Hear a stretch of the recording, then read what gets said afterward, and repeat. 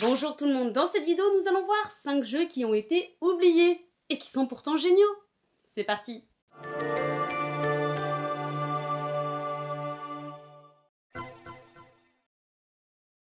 Dynamite Headdy est un jeu vidéo de plateforme développé par Treasure et édité par Sega, sorti en 1994 sur Mega Drive, Master System et Game Gear. Dans Dynamite Headdy, le joueur incarne Headdy, une marionnette qui se trouve être le seul espoir d'un monde fantastique face à l'infâme Dark Demon. L'histoire commence lorsque Dark Demon, justement, avec l'aide de ses sbires maléfiques, envahit la paisible ville de Northtown, capturant les habitants et semant le chaos. Au fil de son voyage, Headdy rencontrera de nombreux alliés. Notre héros se lancera ainsi dans une aventure périlleuse à travers des environnements variés et dangereux.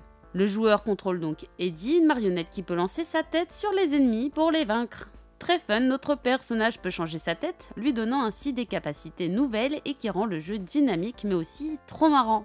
Les graphismes de Dynamite Headdy sont hauts en couleurs et détaillés, avec des personnages et des décors bien animés qui ajoutent beaucoup à l'atmosphère du jeu. Oui, visuellement le jeu est incroyable et la bande-son est juste géniale. Le jeu propose une grande variété d'environnements où chaque niveau est unique, offrant ainsi des défis différents et des secrets à découvrir. J'adore ce jeu, il est excellent, vraiment, avec son ambiance délirante et pas du tout dépourvue d'humour, ce jeu est un indispensable pour passer des bons moments. Pratique de pouvoir changer de tête. Ouais. Soul Blade, édité et développé par Namco, publié sur Play en 1996, ce jeu est juste la base d'une des plus grandes sagas de jeux de combat qu'on connaît aujourd'hui. L'histoire de Soul Blade se déroule dans un monde fantastique où des guerriers légendaires se battent pour la possession d'une mystérieuse épée appelée Soul Edge, connue pour renfermer un pouvoir immense mais aussi corrompre ceux qui la cherchent.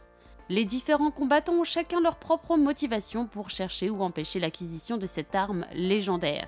Déjà, les cinématiques qui illustrent l'histoire de l'épée mais aussi les histoires des personnages sont juste incroyables.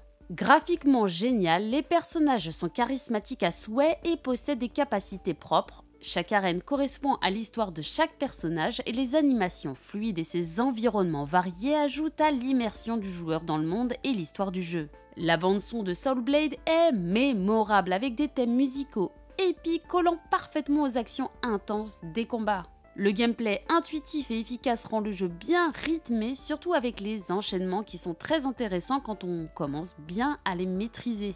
En plus du mode histoire, Soul Blade propose une variété de modes de jeu offrant l'opportunité d'encore plus s'amuser et de battre ses amis, ou son frère, ou sa sœur, et ça c'est cool. Bref, un jeu excellent quoi. Micro Machines V3 est un jeu vidéo de course développé par Codemasters et publié en 1997 pour plusieurs plateformes, dont la PlayStation, la Nintendo 64 et ordinateur. Un jeu autant délirant que jouissif, ce jeu est fun mais aussi technique. Vous dirigez un véhicule miniature dans des courses endiablées sur des circuits inspirés de lieux de la vie quotidienne tels que des tables de cuisine, des jardins et des salles de bain. Le jeu propose une grande variété de véhicules miniatures possédant ses propres caractéristiques de vitesse, de maniabilité et de résistance, ce qui offre une expérience de jeu diversifiée. Après entraînement de la prise en main, vous pourrez profiter des émotions diverses que procure ce jeu hilarant.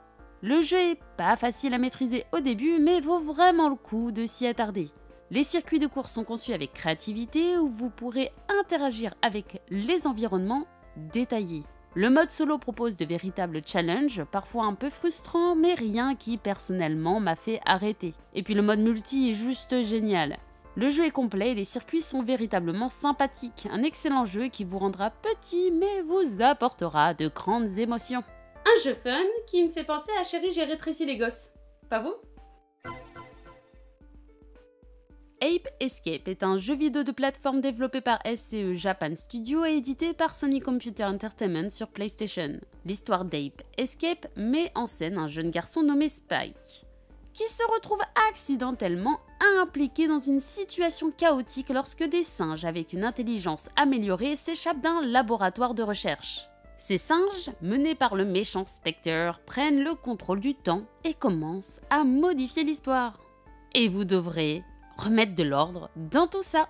Après avoir maîtrisé le gameplay qui est pas facile dans un premier temps, vous pourrez enfin goûter à une aventure vraiment bien réalisée.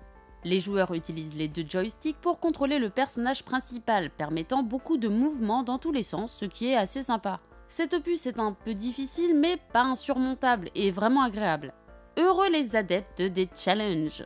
Le jeu propose une variété de mécaniques de jeu comme la capture des singes, la résolution de puzzles, l'exploration de niveaux variés, la lutte contre les boss.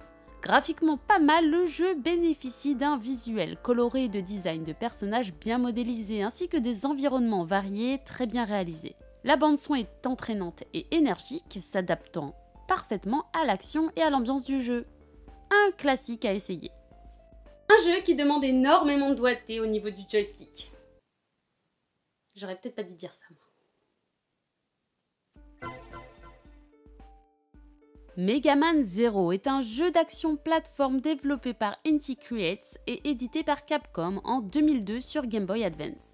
Il fait partie de la franchise Mega Man et est le premier de la série dérivée Mega Man Zero. Il est réédité dans la compilation Mega Man Zero Collection sur Nintendo DS en 2010 et sur la console virtuelle de la Wii U en 2014. Et même s'il a été réédité, aujourd'hui il semble avoir été oublié alors que c'est une pépite.